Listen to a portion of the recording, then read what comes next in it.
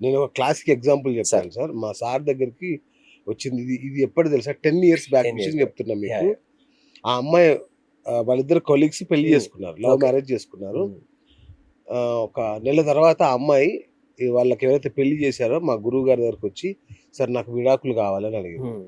అదేంటి అమ్మ పెళ్ళి నెల కూడా నెల కాలేదు, కూడా. మీరు మంచి ఫ్రెండ్స్ పెళ్లి చేసుకుంటే, సార్ నాకు కోరికలు ఎక్కువ, సెక్స్ కోరికలు ఎక్కువ, అతని వల్ల కావట్లేదు, నేను ఇది తీర్చడానికి వేరే పక్కదారి దొక్కా అనుకోండి, నన్ను సమాజంలో తప్పుపడతారు, కాబట్టి దయచేసి విడాకులు ఇప్పించండి సార్ అని ఎంత ఓపెన్గా అడిగిందంటే అప్పటికి అది రివల్యూషన్. మా మైండ్కి అందలా ఏంటి ఇది నిజమేనా అని. అంటే జెన్యున్ అర్థం చేసుకోవాలి సార్ ప్రాబ్లమ్. సి మనకి మేల్స్కి ఎట్లయితే ఉంటుందో ఫీమేల్స్ కూడా ఉంటుంది, అది తప్పేం కాదు, అది ఈస్ నేచర్. మనిషికి కోరిక ఉండడం ఉండకపోవడం అంటే మనిషి అంటే it could be both sexes, అంతే కదా. సో నీకు ఇప్పుడు ఆ అమ్మాయి చెప్పిన దాంట్లో నేను నో అనుకున్నాను. సో అట్లాంటి వాళ్ళకి ఏం చేస్తాం మేము, we can improve the male status.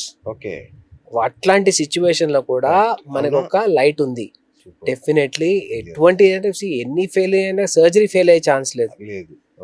ఎంత కామన్ గా చేసుకునే సర్జరీ అంటే ప్రతి 3 రోజులకి మన దగ్గర 2 సర్జరీలు అయ్యేంత కామన్ సర్జరీ. ఇప్పుడు షెడ్యూల్ నేను సర్జికల్ షెడ్యూల్ చెక్ చేసుకుంటే నెక్స్ట్ 2 months వరకు ఫుల్ ఉంది. అంటే అంత కామన్ గా చేసుకునే సర్జరీ. కానీ ఏంటంటే నేను చేసుకున్నాను ఇంకో మనిషికి తెలియదు. ఒక ఫ్రెండ్ కి సమస్యతో మా దగ్గరకు వచ్చినా గానీ వాడు ఎంకరేజ్ చేయడు. ఎందుకంటే వీడి చేస్తే వీడికి ఎట్లా తెలుసు, అంతే కదా, వీడిలో ఏమైనా సమస్య ఉందేమో. అంటే పబ్లిక్ ఓపెన్ అప్ అయ్యే టైం ఇది.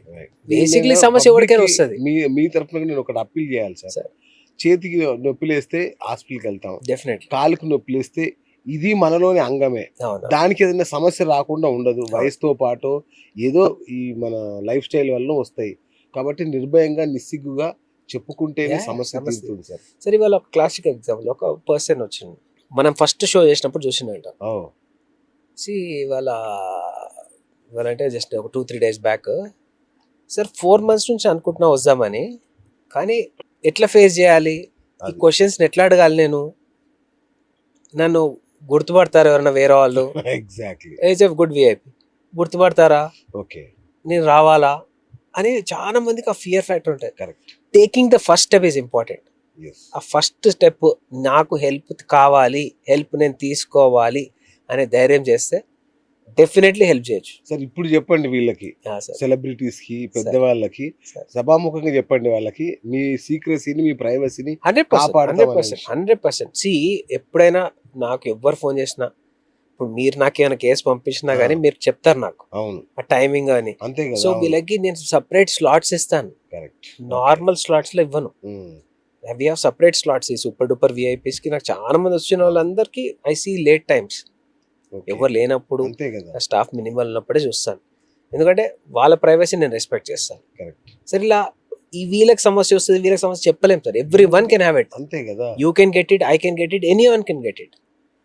కానీ కరెక్ట్ టైంలో దాన్ని ఐడెంటిఫై చేసి హెల్ప్ చేసుకుంటే సింపుల్ గా సెట్ అయిపోతుంది, ఎటువంటి సమస్య అయినా కానీ.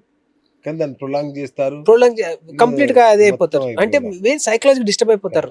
వాడు ఫ్రెండ్ చెప్తాడు, ఈ టాబ్లెట్ దొరుకుతుందంట, ఇక్కడ ఫార్మసీ దొరుకుతుంది, వేసుకోని, వాడు వేసుకుంటాడు, పనిచేయదు. బేసిక్లీ నేను ఆ టాబ్లెట్స్ తీసుకున్న కూడా చెప్తా, ఫస్ట్ ఐడెంటిఫై చేసుకోండి మీ ప్రాబ్లం ఏందని. ఐడెంటిఫై చేసుకోకుండా మందులు వేసుకుంటే ఎన్ని రోజులు వేసుకుంటారు? చాలా మంది ఎట్లయిపోతుంది సార్, వారం ఒకసారి సెక్స్ చేస్తాం, టాబ్లెట్ వేసుకుంటే నడుస్తుంది సార్. సి ఏదైనా ఒక లిమిట్ ఉంటుంది బాడీకి. దే సంథింగ్ కాల్డ్ టెకెఫెలాక్సిస్ అనే ఒక సిస్టమ్ అది ఉంటుంది. అంటే ఏంటంటే మందులు, ఒకటే రకమైన మందులు రెగ్యులర్ గా వాడితే పనిచేయడం మానేస్తుంది.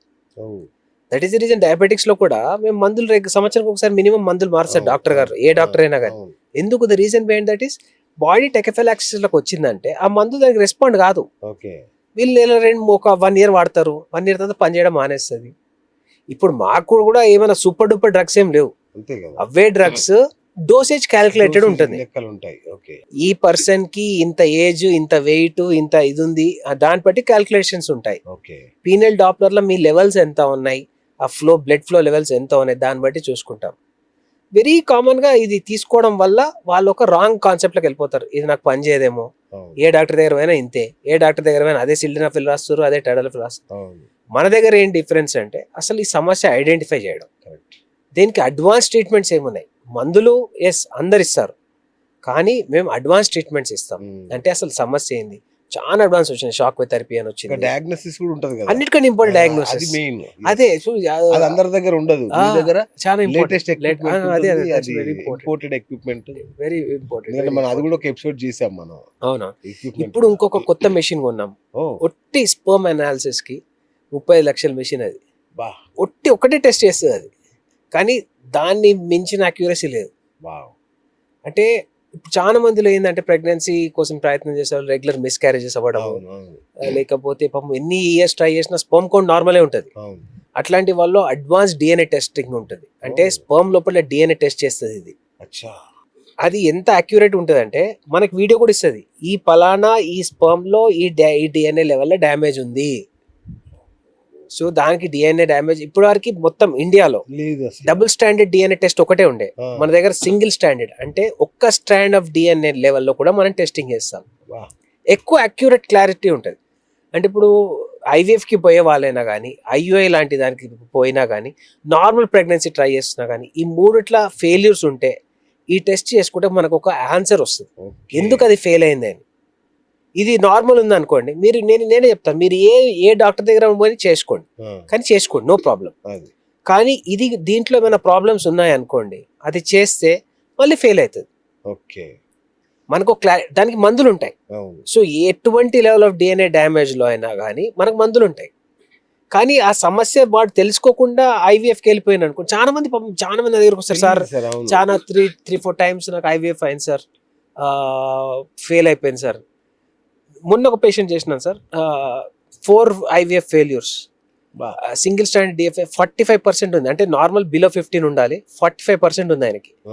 నేను చెప్పిన ఇంకో 10 సార్లు బాబు, ఇంకో 10 సార్లు వేసుకున్నా రాదు, ఐవీఎఫ్ రాదు, సక్సెస్ కాదు. ఎందుకంటే ఈ లెవెల్లో డ్యామేజ్ ఉంది. ఫస్ట్ దీని ట్రీట్మెంట్ తీసుకుందాం, ఫస్ట్ ఇది ఎందుకు అవుతుందో చెక్ చేద్దాం. దాని ట్రీట్మెంట్ 3 to 6 monthsలో అయిపోతుంది. దాని తర్వాత నీ ఇష్టం ఉన్నది చేసుకో. సార్ మళ్ళీ నాకు 3 to 6 months టైం లేదు. 3 to 6 months ఆలోచిస్తున్నావా? మగవాళ్ళలో మనకు ఓన్లీ డబ్బుల గురించి ఆలోచిస్తాం, మనం డబ్బులు అరేంజ్ చేయడం. ఫీమేల్ వాళ్ళు ఎన్ని ఇంజెక్షన్స్ గోత్రు కావాలి, వాళ్ళు ఎంత మానసిక శోభ, ఒక్కసారి రాకపోతే ఎంత డిప్రెషన్. ఒక్కటిది కాదు, 2 ఫ్యామిలీస్, వీళ్ళ అత్తగారి నుంచి అడుగుతారు, తల్లిగారి నుంచి అడుగుతారు, ఏమైంది ఐవీఎఫ్ చేయించుకున్నావు కదా, ఇవాళ 15th day అయింది కదా, యూరిన్ టెస్ట్ చేసుకున్నావా, రాలేండి. ఆమె ఎట్లా ఫేస్ చేస్తారు సొసైటీని. ఎప్పుడు మగవాళ్ళు వాళ్ళ సైడే కాకుండా ఫీమేల్ సైడ్ కూడా ఆలోచించాలి, చాలా ఇంపార్టెంట్. ఎందుకంటే మన సెమెన్ ప్రాబ్లమ్స్ వల్ల ప్రెగ్నెన్సీలు రావట్లేదు, మన సెమెన్ ప్రాబ్లం వల్ల అబార్షన్స్ అవుతున్నాయి, మన సెమెన్ ప్రాబ్లం వల్ల ఐవీఎఫ్స్ ఐయుఐస్ ఫెయిల్ అవుతున్నాయి. దీన్ని ఖచ్చితంగా ఆన్సర్ చేయాలి, లేకపోతే అన్నెసరీ డబ్బులు waste, unnecessary pressure loss, wife చాలా మెంటల్ యాగనీకి పోతారు. సో ఇన్ని ప్రాబ్లమ్స్ ని మనం సింపుల్ గా ట్రీట్ చేయొచ్చు. సో అది చాలా ఇంపార్టెంట్ సార్. మనం చాలా ఒకటే మిషన్ అనుకుంటే ఇండియాలోనే 3వ మెషిన్, ఇప్పుడు అంత ఎక్స్పెన్స్ సార్. ఇప్పుడు అన్లెస్ అంటే మనకు ప్యాషన్ ఉంటే తప్ప 30 లక్షలు పెట్టి ఒక సింగిల్ మెషిన్ కొనం, ఎవరు తీసుకొస్తారు? ఒక్క సింగిల్